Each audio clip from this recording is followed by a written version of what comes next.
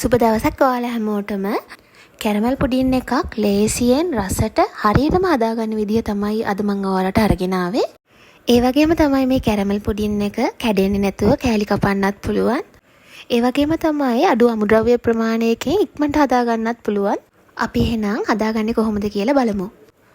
මම condensed milk gram 520 tin එකක් අරගෙන තියෙන්නේ මෙතන. ඒ කියන්නේ ලොකු ටින් එක තමයි මම ගත්තේ. ඊළඟට සීනි ග්‍රෑම් 100ක් ගන්න. වැනිලා තේ හැඳි 2ක් අවශ්‍ය වෙනවා. ඒ වගේම තමයි බිත්තර 8ක් ගන්න. මුලින්ම අපි සීනි ටික කැරමල් කරගමු. කැරමල් එක හදාගන්න භාජනයට සීනි ග්‍රෑම් 100 දාගන්නවා මම. ඊට පස්සේ මම මේ භාජනයටම වතුර මේස හැඳි 6ක් එකතු කරගන්නවා. සීනි ටික නිකම්ම කැරමල් කරනවට වඩා මේ විදිහට වතුර ටිකක් දාලා කැරමල් කරද්දී අපිට ලස්සන ගෝල්ඩන් බ්‍රවුන් කලර් එකට කැරමල් එක හදාගන්න පුළුවන්. ඔයාලට පුඩින් එක හදන භාජනයම වුණත් සීනි ටික කැරමල් කරගන්න පුළුවන්. මම අද වෙනත් භාජනයක් පාවිච්චි කරලා තමයි සීනි ටික කැරමල් කරලා වෙනම පුඩින් භාජනයට එකතු කරන්නේ. ඊළඟට කැරමල් එක හදන්න භාජනයේ ලිප තියලා ලිප ඔන් කරගන්න. ඒ වගේම තමයි කැරමල් එක හදද්දී ලිපේ ගින්දර මධ්‍යම ප්‍රමාණයට තියාගන්න. ගින්දර වැඩි කරගන්න එපා. එහෙම වුණොත් කැරමල් එක කළු වෙලා තිත්ත රසක් එන්න පුළුවන්. දැන් සීනි ටික හොඳට දිය වෙලා බුබුලු දාන්න පටන් ගන්න තියෙන්නේ. ඉතින් සීනි ටික කර වෙන්න දෙන්නේ නැතුව මේ විදිහට භාජනයේම හැන්ඩල් එකෙන් අල්ලලා දෙපැත්තට කරකවමින් ඕගොල්ලොන්ට සීනි ටික කැරමල් කරගන්න පුළුවන්. කැමති නම් හැන්දෙන් උනත් කලවම් කරලා ගන්න පුළුවන්. මම දැන් කැරමල් සෝස් එක ලස්සන ගෝල්ඩන් බ්‍රවුන් කලර් එකට හදාගෙන තියෙන්නේ.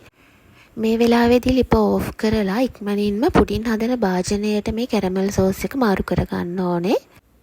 භාජනය වටේටම කැරමල් ටික හොඳට දාගන්න. ඉතින් මේ කැරමල් එක නිවිලා හොඳට සෙට් වෙනකන් තියන්න ඕන ටික වෙලාවක්. දැන් ඊළඟට පුඩින් මිශ්‍රණය හදන විදිය බලමු. මම වෙනම භාජනයක් අරගෙන ඒ භාජනයට කන්ඩෙන්ස් මිල්ක් ටික දාගන්නවා. ඊට පස්සේ මම කන්ඩෙන්ස් මිල්ක් දාලා තිබ්බ ටින් එකටම වතුර එකක් පුරවලා අරගෙන ඒ වතුර එකත් මේ මිශ්‍රණයටම එකතු කරගන්නවා. මේ මිශ්‍රණයටම වැනිලා තේ හැඳි 2ක් එකතු කරගන්න. වැනිලා එකතු කරාට පස්සේ කිරි මිශ්‍රණය හොඳට කලවම් කරන්න.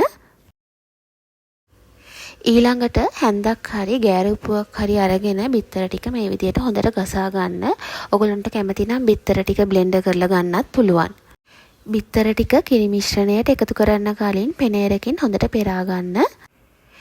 දැන් පෙරාගත්ත බිත්තර ටික මේ කිරි මිශ්‍රණයට එකතු කරලා ආපහු හොඳට කලවම් කරන්න.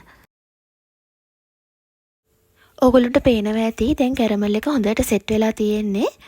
ඊළඟට කිරි මිශ්‍රණය කැරමල් කරපු භාජනයට හිමීට එකතු කරගන්න. අද මම මේ කැරමල් පුඩින් එක හදන භාජනය අඟල් 7 විශ්කම්බයට තමයි තියෙන්නේ.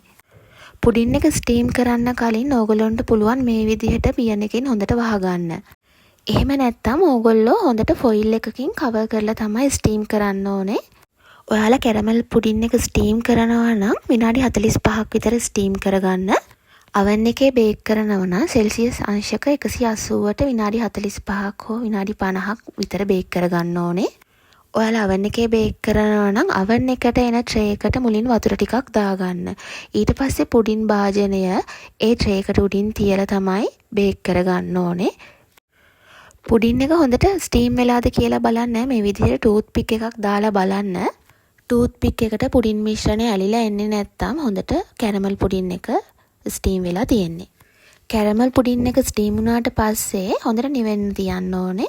ඊට පස්සේ ෆ්‍රිජ් එකේ පැය 3-4ක් විතර හොඳට කූල් වෙන්න තියන්න ඕනේ. ඉතින් මේ තියෙන්නේ කැරමල් පුඩින් එක පැය 3කට විතර පස්සේ දැන් කැරමල් පුඩින් එක හොඳට කූල් වෙලා තියෙන්නේ. ඔයාලා කැරමල් පුඩින් එක අනිත් පැත්තට හරවද්දී නිකම් එක පාරටම හරවන්න එපා. මේ විදිහට පිහියකින් හිමීට වටේට පොඩ්ඩක් ගලවගෙන ඉන්න ඕනේ. නැත්තම් කැඩෙන්න බලනවා අනිත් පැත්ත හරවද්දී. කැරමල් පුඩින් එක හොඳට කූල් වුණාම මේ විදිහට ලස්සනට පුඩින් භාජනයෙන් ගලවලා ගන්න පුළුවන්. ඕගොල්ලන්ට පේනවා ඇති බලන්න. හරිම ලස්සනට තියෙනවා. මේ බලන්න චීස් කෑල්ලක් වගේ හරිම ලස්සනට පුඩින් එක තියෙනවා.